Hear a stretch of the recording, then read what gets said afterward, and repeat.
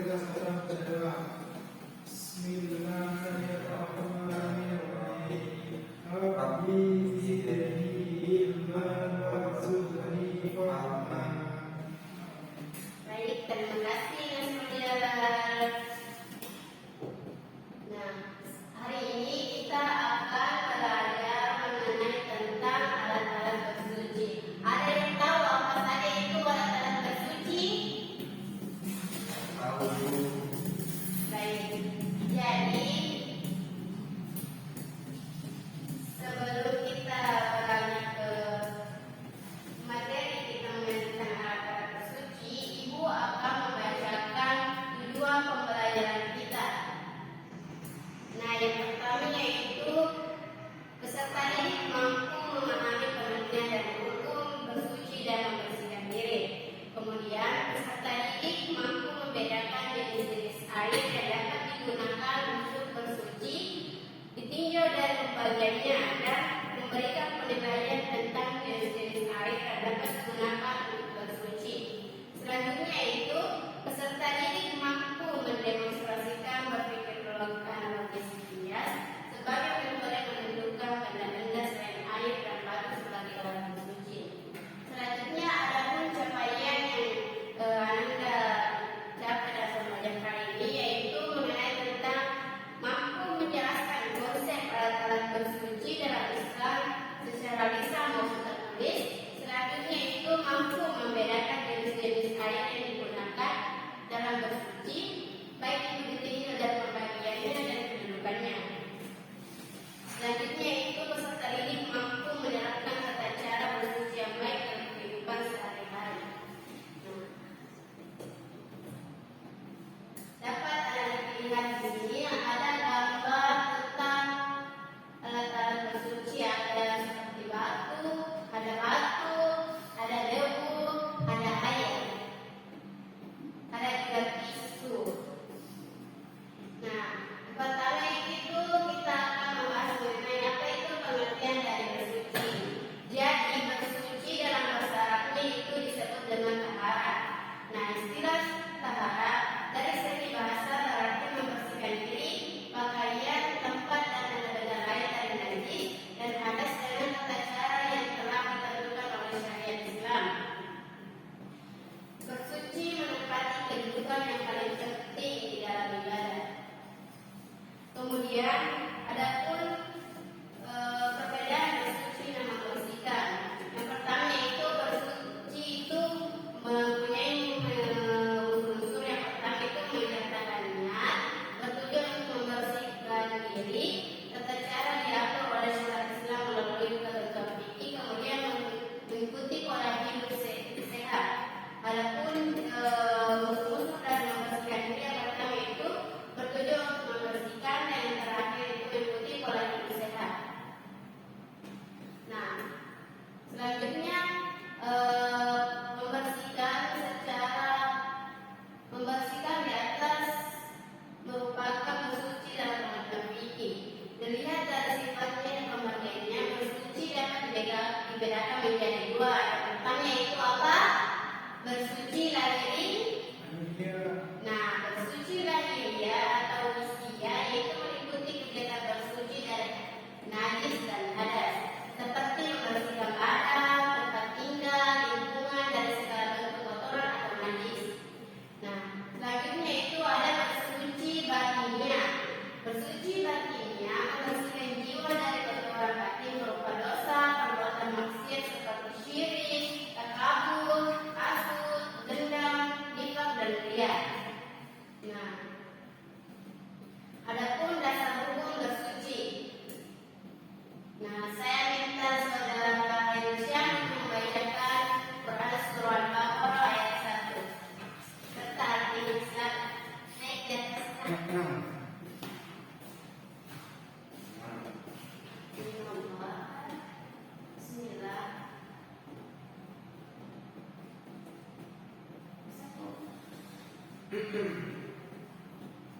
أعوذ بالله من الشيطان الرجيم.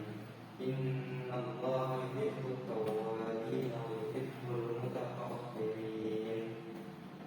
Artinya, sungguh Allah menyukai bertobat dan menyukai orang yang menyucikan diri.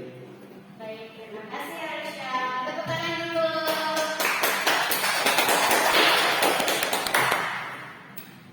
Jadi ayat ini menjelaskan bagaimana Allah Subhanahu wa taala menyukai orang yang bertobat dan menyukai orang-orang yang senantiasa mensucikan dirinya.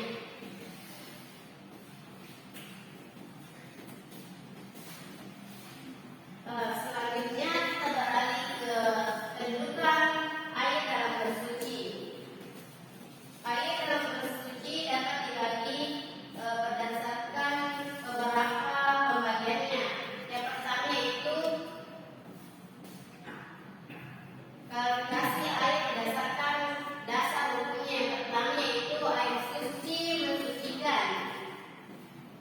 Yaitu air pertama ada air hujan. Air hujan adalah air yang berasal dari uap air laut kemudian membentuk awan. Sini dalam Quran surah Al-Anfal menjelaskan mengenai tentang Allah menurunkan hujan dari langit kepadamu untuk mensucikan kamu. Kemudian yang kedua itu ada air dari mata air. Kemudian ada yang namanya air laut. Jadi air laut itu suci untuk mensucikan diri, baik itu berwudu dan sebagainya. Karena di sini dalam hadis riwayat Bukhari Muslim menjelaskan mengenai air laut itu suci dan bangkai yang terdapat di dalamnya itu halal dimakan. Kemudian air sungai.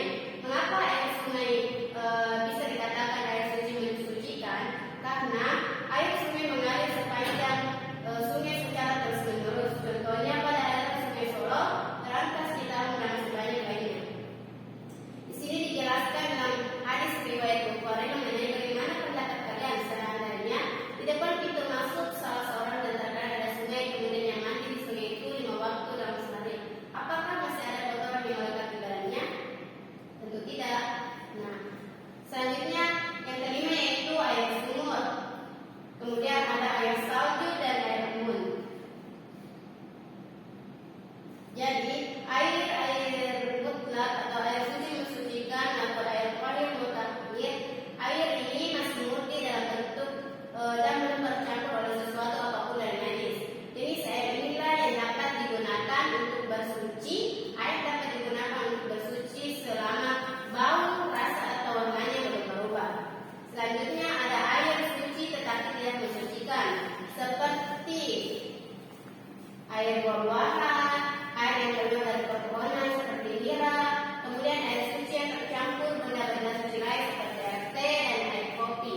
Air suci tidak mensucikan ini mengapa dianggap tidak mensucikan? Karena air sucinya tetapi tidak mensucikan karena sudah tercampur asamnya, sudah ada baunya, kemudian sudah berubah warnanya. Selanjutnya air bukan najis. Ada yang tahu apa itu air bukan najis? Tidak aku tahu, Bu. Air ini bisa dibaca di atas. Saya lagi, Bu. Jadi air bukan najis yaitu air yang terkena najis, air yang terkena najis. Air ini tidak halal untuk diminum dan tidak sah apabila digunakan untuk bersuci.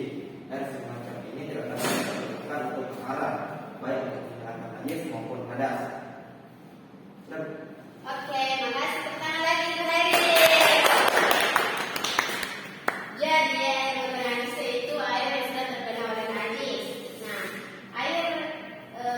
contoh air bukan najis itu air yang berubah warna, bau dan rasanya karena terkena najis. Yang kedua, air yang belum berubah warna, bau dan rasanya, tetapi jumlah airnya sedikit kurang dari 20 atau kurang lebih 216 liter. Selanjutnya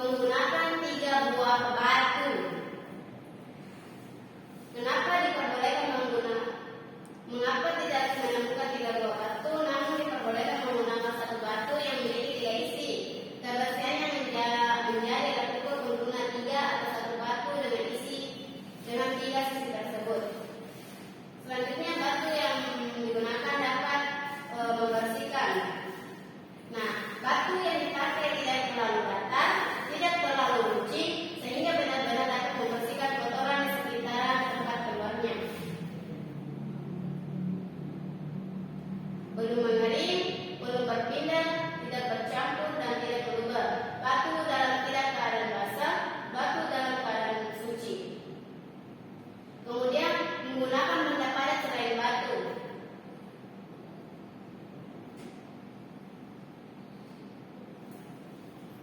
Nah, adapun benda padat selain batu, kita dapat menggantinya dengan tisu, ranting, dan daun kering yang dapat digunakan bersuci dan mengikuti prosedur-prosedur yang telah ditetapkan.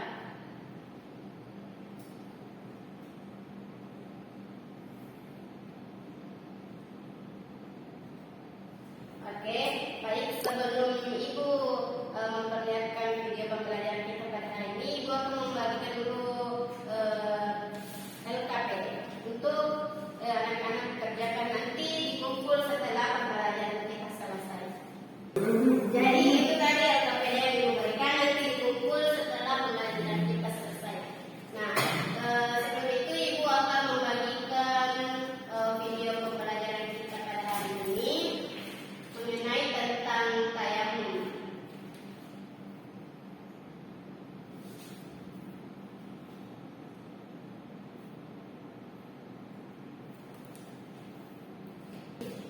Jadi Ibu akan menampilkan video pembelajaran mengenai tentang bersuci. Nah, di sini menggunakan alat yaitu debu. Jadi silakan perhatikan videonya anak-anak.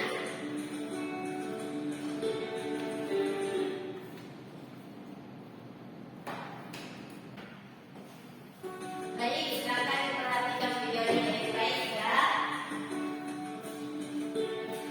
Ini adalah acara tayamum menurut Muhammad, menurut tuntunan Muhammadiyah.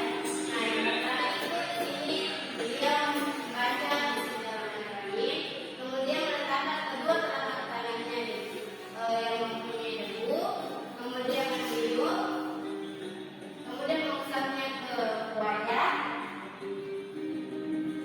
lanjut ke tangan.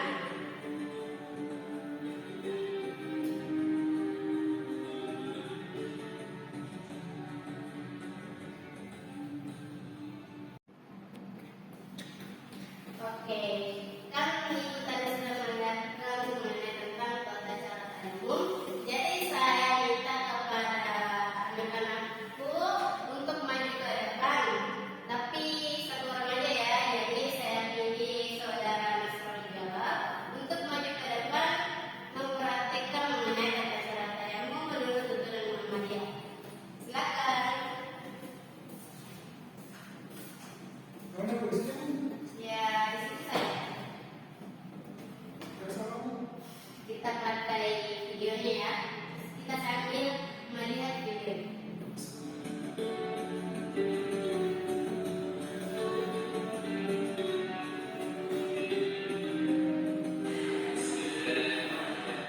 Nah, yang pertama itu niat ikhlas karena Allah Subhanahu wa taala yang membaca Bismillahirrahmanirrahim. Selanjutnya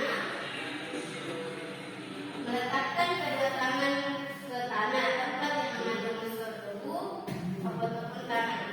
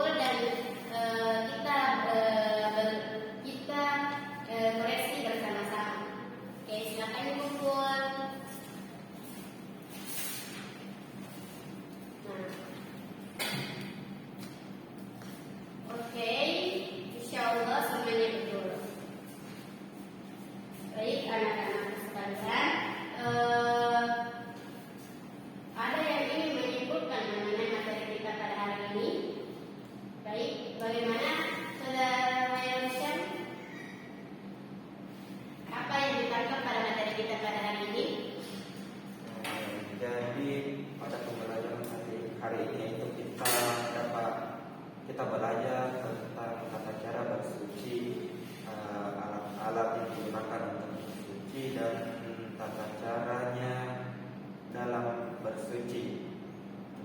Masya Allah, kita hapus dulu. Betul yang dibilang tadi oleh saudara Karisha mengenai tentang kesimpulan dari materi kita pada hari ini mengenai tentang alat-alat bersuci serta bagaimana tadi kita mempraktikkan tentang salah satu bersuci yaitu tayamum. Nah, sebelum itu kita sama-sama berdiri, Ibu akan kita refresh dulu sebelum mengakhiri pembelajaran kita pada hari ini.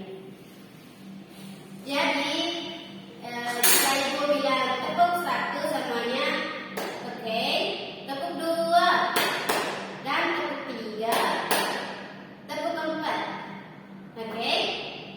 Oke? Oke.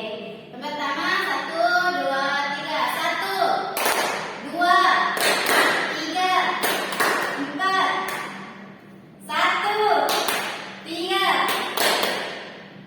4, 1, 1, 4, 1, 2, 1, 4. Oke,